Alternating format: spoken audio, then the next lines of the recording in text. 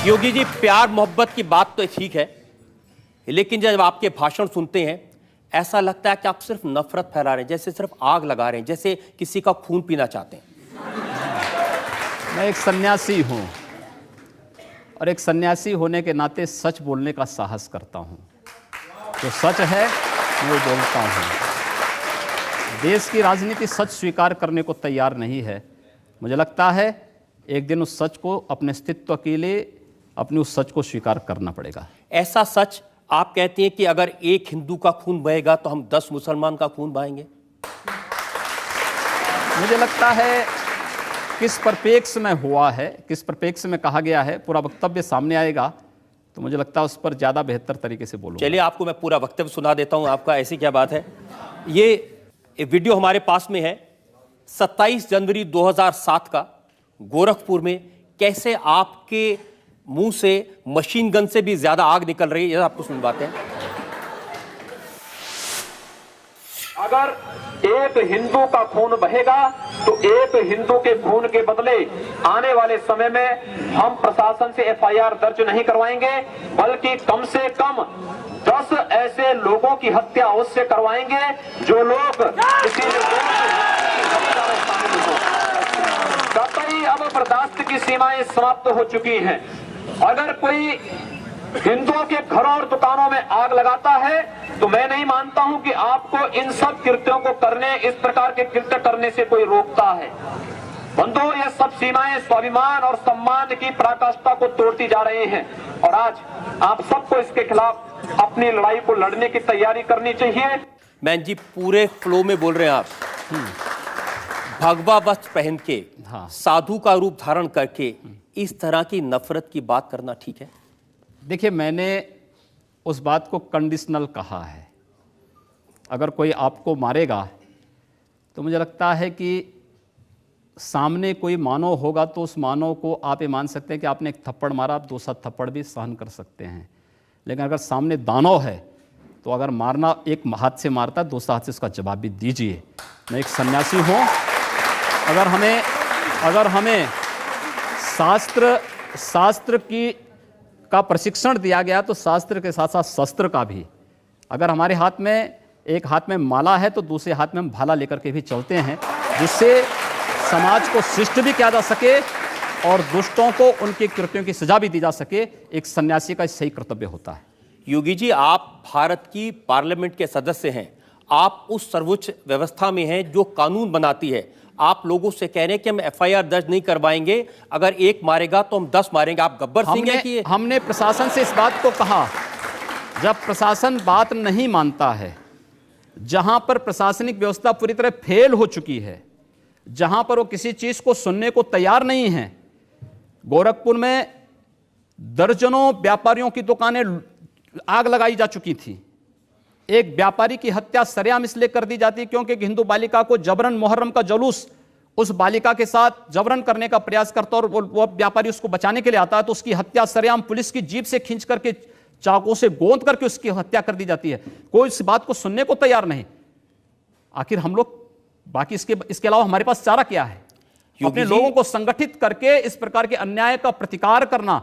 मुझे लगता है जब कानून और व्यवस्था फेल हो जाती है, जंगल राज हो जाता है, तो जंगल राज का जवाब जैसे को तैसा देने की तैयारी होनी चाहिए। योगी जी, प्रधानमंत्री नरेंद्र मोदी कहते हैं सबका साथ सबका विकास। ऐसे विकास करेंगे लोग के घर जला के उनको मार के? हमने कहा हम पहल नहीं कर रहे हैं, हमने अपने तरीके से नहीं जलाया है। हम कह रहे हैं कोई हमारा जलाएगा तो ये निश्चिंत होकर के नहीं बैठेंगे। आप लोगों को भड़का रहे हैं, उनको हिंसा करने के लिए उकसा रहे हैं, ये कानूनन अपराध है। मैंने ये कहा कि अगर कोई हमारा जलाएगा तो वो सुरक्षित नहीं बैठेगा। हम फिर इस बात की प्रतीक्षा नहीं करेंगे कि प्रशासन आएगा, हमारी बात को सुनेगा और फिर वह अपने तरीके से फैसला लेगा। प्रशासन रोकें अन्याय। मैं फिर कहता हूं ना कि अन्याय किसी के साथ ना हो, लेकिन हम अन्याय सहेंगे भी नहीं। लेकिन आप ये जानते हैं कि ऐसे भाषण देना, लोगों को भड़काना, मर्डर के लिए भड़काना, कत्ल के लिए भड़काना, आग लगाने के लिए भड़काना, ये कानूनन अपराध है। ये कंडीशनल है। अगर कोई आपको मारता है, प्रशासन कार्रवाई नहीं करता है, आप हाथ पर हाथ धरे रहे मत बैठिए, उसका प्रतिकार करिए। कानून आपको इस बात की इजाजत भी देता है कि आप आत्मरक्षा के लिए कुछ भी करिए।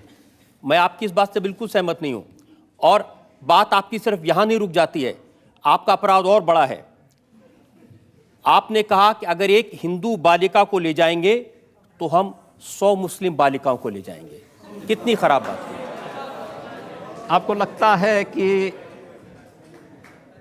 हिंदू बालिका, उस बालिका को ले जाना उस लव जिहाद का एक हिस्सा है जो देश के खिलाफ एक साजिश है। और आज जो मैं कह रहा हूं, हिंदू शब्द को आखिर आप लोग सांप्रदायिकता के उसमें क्यों रखना चाहते हैं? वो कोई जाति नहीं, कोई मत नहीं, कोई मजहब नहीं, कोई पंथ नहीं, कोई संप्रदाय नहीं, वो तो हमारी एक राष्ट्रीय पहचान है। अगर मैं उन 100 लोगों को राष्ट्रीय पहचान के साथ जोड़ने की बात कर रहा हूं तो कौन बुरी बात है? अच्छी बात है, सबको जोड़ा जाना चाहिए। आप तो खुलेआम कन्वर्जन की बात कर रहे हैं। ये कन्वर्जन नहीं, ये प्रावर्तन है। कन्वर्जन वह है, एक हिंदू का इस्लाम या ईसाईयत में जाना कन्वर्जन है, लेकिन अगर एक ईसाई और एक मुसलमान वापस हिंदू में आता है तो उसका प्रावर्तन है, घर वापसी है। मुझे लगता है यह उसकी घर वापसी का हमें समर्थन करना चाहिए, क्योंकि उसको उसकी राष्ट्रीय पहचान मिल रही है। ये देश का कानून इसका समर्थन नहीं करता। दूसरा करे अपराध, आप करें तो देश का कानून धर्मांतरण को स्वेच्छा से मान्यता देता है, लेकिन धर्मांतरण को नहीं। यह धर्मांतरण हिंदू में वापस आना, अपनी राष्ट्रीय पहचान में पुनः वापस आना। इस देश में आज तो रजत जी, आप तो बहुत वरिष्ठ पत्रकार हैं, बहुत वरिष्ठ हैं, और मुझे लगता है कि आपके पास व्यापक अध्ययन, व्यापक अनुभव भी है।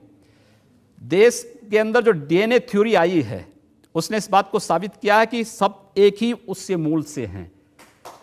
और डीएनए थ्योरी इस बात को जब प्रमाणित करती है, तो मैं अगर उसी डीएनए थ्योरी के साथ जोड़ने की बात कर रहा हूं तो भारत की राष्ट्रीयता के साथ जोड़ने की आप मेरी कितनी भी तारीफ कर रहे हैं, मैं सवाल नहीं छोड़ूंगा। नहीं, आप सवाल करिए। और मेरा सवाल आपके उस बयान को लेकर है। आप क्योंकि गोल गोल बात कर रहे हैं, मैं जनता के सामने वो बयान आपको सुनवाना चाहता हूं। एक और वीडियो हमारे पास में है, और सुनिए आपने क्या कहा। हम लोगों ने तय कर रखा है कि अगर वो एक हिंदू बालिका को ले जाएंगे तो कम से कम 100 मुस्लिम बालिकाओं को हिंदू, अगर एक हिंदू को मारेंगे तो 100 को हम भी मारेंगे।